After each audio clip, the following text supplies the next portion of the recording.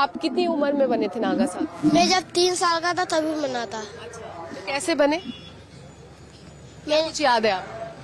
मेरे को कुछ याद नहीं, मैं 3 साल तभी बन गया था साधु। उसके बाद क्या किया? पिछले 7 साल की आपकी पूरी जर्नी कैसी थी? दीक्षा ली थी फिर मैंने।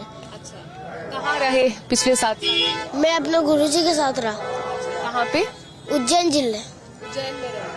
तो आपकी दिनचर्या क्या रहती है एज नागा साधु? कैसे आपका दिन शुरू होता है? अच्छा हुआ था।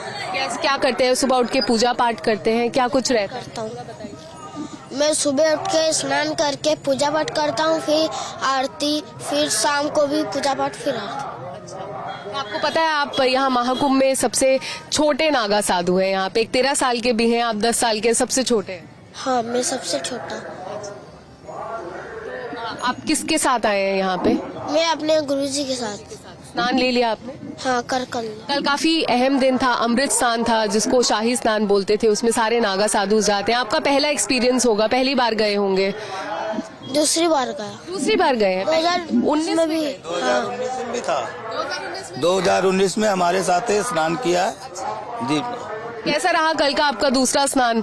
अच्छा रहा। अच्छा रहा। क्या क्या महसूस हुआ वहाँ जाके? आप नागा साधु हैं, बाकी सारे नागा साधु के साथ गए, जिस तरह से झांकी निकाली जाती है, कैसा रहा वो पूरा एक्सपीरियंस? बहुत अच्छा रहा था।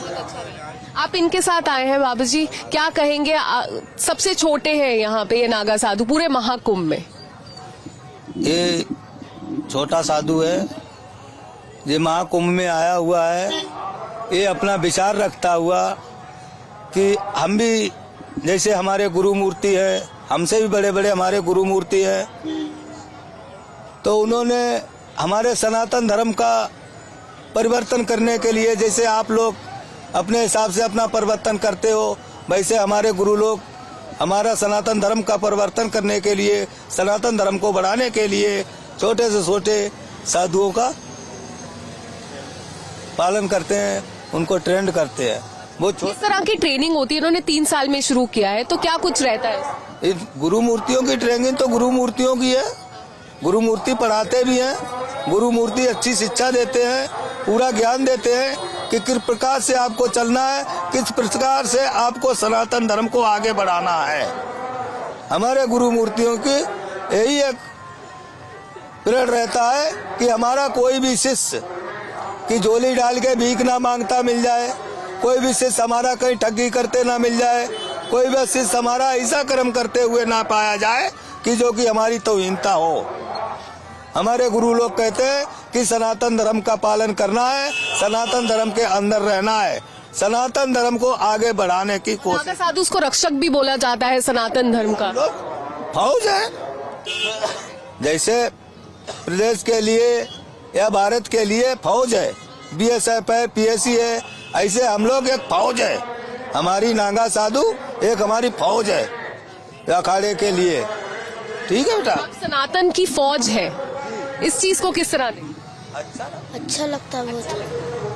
खुश होते हैं हम लोग खुश हैं, खुश रहते हैं और सदा यही पालना करते हैं सभी भक्तों के लिए कि ये गंगा मैया, गुरु महाराज, गुरु दत्तात्रेय महाराज, भोलेनाथ सबकी रक्षा करना। और ये कुंभ बड़े भव्यता के साथ मनाया जा रहा है। कहते हैं 144 साल बाद ऐसा समय आया है जो महाकुंभ पड़ा है। हम तो इसको नमन करके और गंगा त्रिवेणी मैया में स्नान करके कल धन्य हो गए। बोल गंगा मैया की जय। काफी श्रद्धालु आए हैं, करोड़ों में आए हैं। कल तो 3.5 करोड़ आए, उससे पहले 5 करोड़ श्रद्धालु आए हैं। कैसे देखते हैं आप छोटे नागा साधु होते हुए लोगों की आस्था पूरे दुनिया भर? मैंने तो उनको देखा था, बहुत भीड़ पड़ी थी वहाँ पे। हाँ, अच्छा लगता है देख के कितने लोगों की आस्था है, सब आए हैं। अच्छा लगता है। बात कर रहे हैं महिला संत का या जो भी है, वो उनका एक इच्छा होगा, वो आई कि मुझे संत प्रवृत्ति में रहना है, उन्होंने प्रयास किया।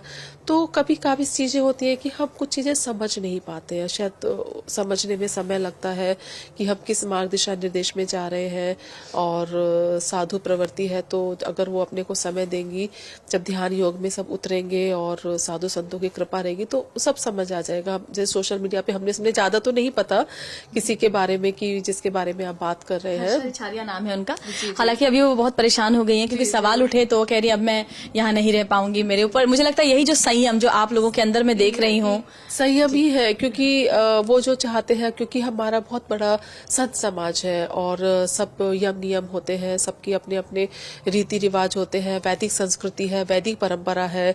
तो कहीं ऐसा ना हो कि हम एक के उसमें हम वो वैदिक परंपरा को खत्म कर रहे हैं, फिर दूसरे लोग नाराज नहीं हो जाए।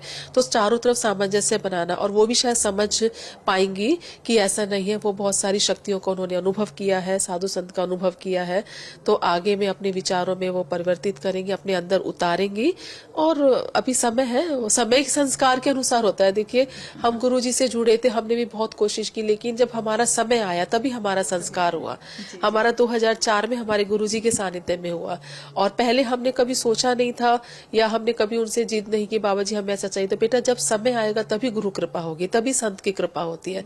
तो शायद उनका भी जब समय संस्कार होगा तो अपने आप उनके साथ हर चीज घटित हो जाएगी।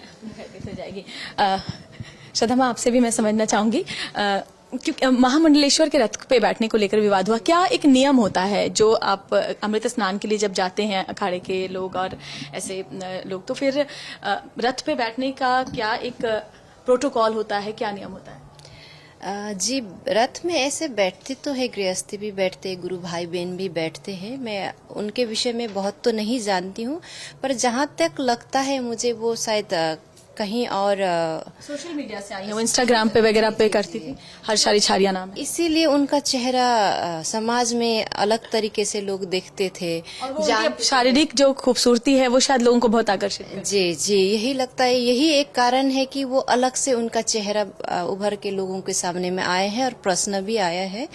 तो ऐसे तो रथ में कहीं सारे कोई भी गुरु भाई बहन कोई भी बैठ जाते हैं, शिष्य बैठ जाते हैं।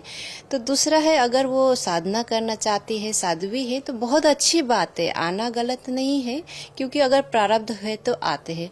परंतु ये है कि थोड़े समय अकेले में बैठे साधना करे, और जिस चीज से आपको तकलीफ होता है या जो आपको लगा होगा कि मुझे साधना करें, अगर साध्वी है तो साधना करने आई हैं, तो इस हिसाब से साधना करते रहें, तो अपने में रहें, थोड़ा पब्लिकली न जाएं, कुछ साल साधना करें, तो सब कुछ फिर वो समझ भी पाएंगी।